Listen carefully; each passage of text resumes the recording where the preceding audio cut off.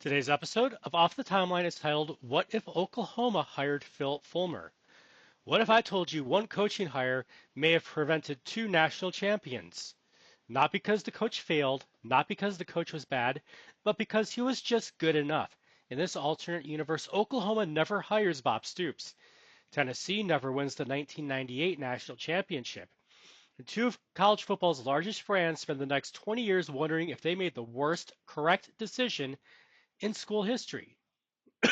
This is the what if story of what happens if Oklahoma would have hired Phillip Fulmer. But first, let's set the table for the fork in the road.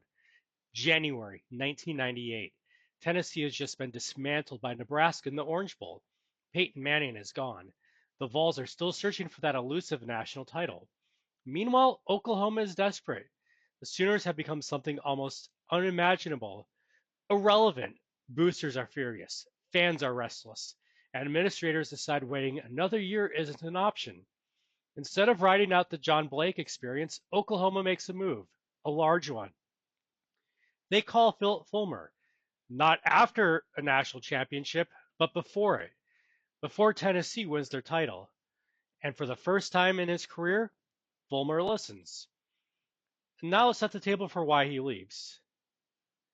Because this could be where this alternate history goes off the rail and stop being realistic. Fulmer isn't running from success. He's running from pressure. At Tennessee, every season is measured against Florida. Every season is measured against Steve Spurrier. Every season ends with one question: why haven't you won the big one?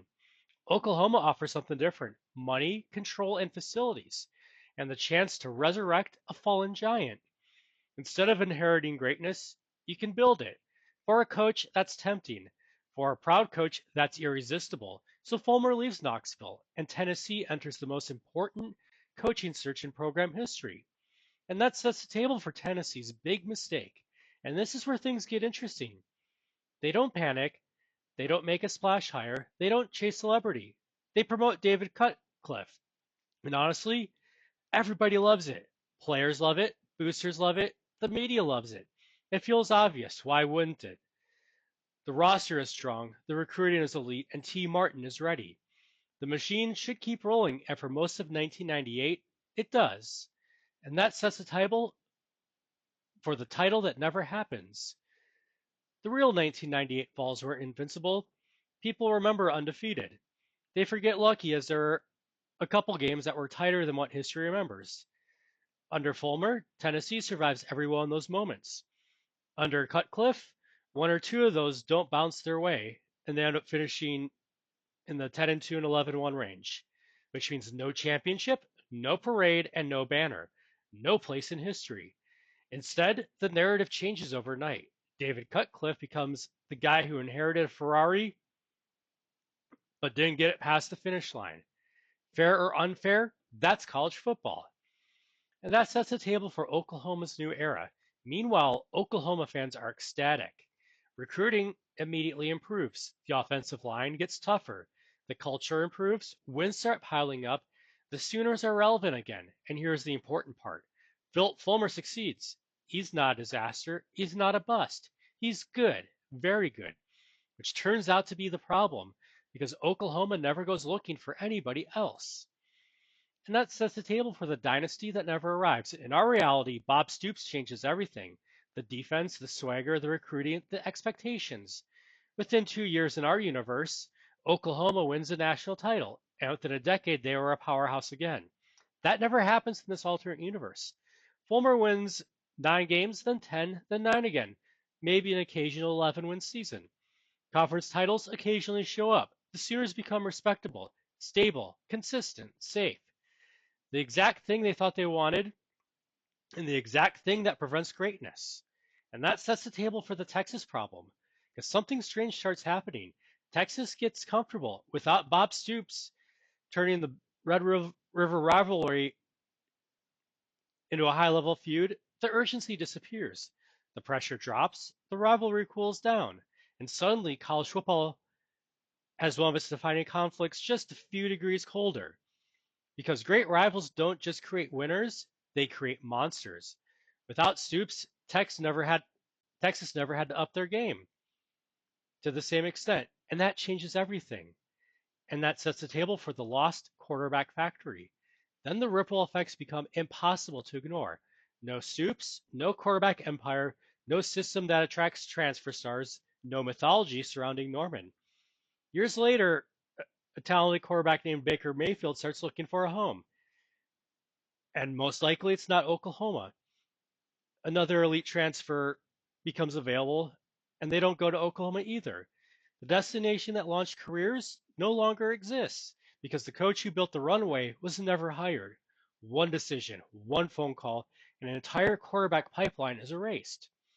And that sets the table for Tennessee's slow decline. Back in Knoxville, things aren't catastrophic, which makes things somehow worse. The Vols stay good, 8 wins, 9 wins, 10 wins, occasional division contention, but the national championship never happened. And without that championship halo, recruiting slowly changes. Not overnight, not dramatically, just enough. Losing a 5-star here to Florida, another one there to LSU, and another one to Georgia. Tiny losses year after year.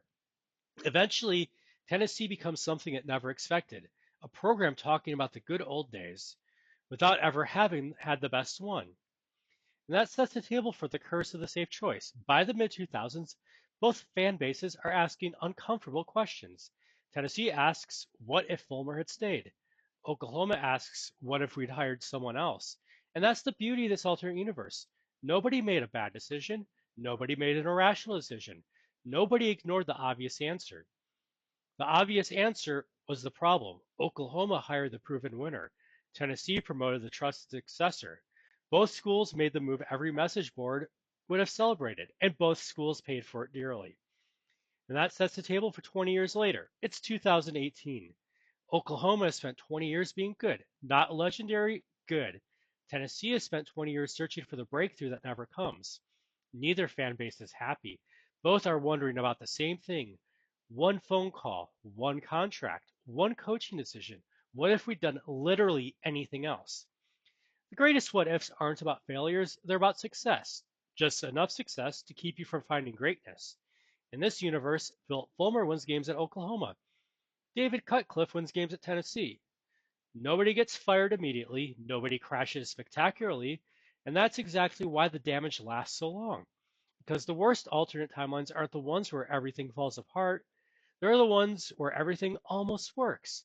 And somehow in another universe, Bob Stoops never arrives in Norman, Tennessee never hangs up its 1998 banner, and two blue bloods spend decades trapped by the safest decision they ever made.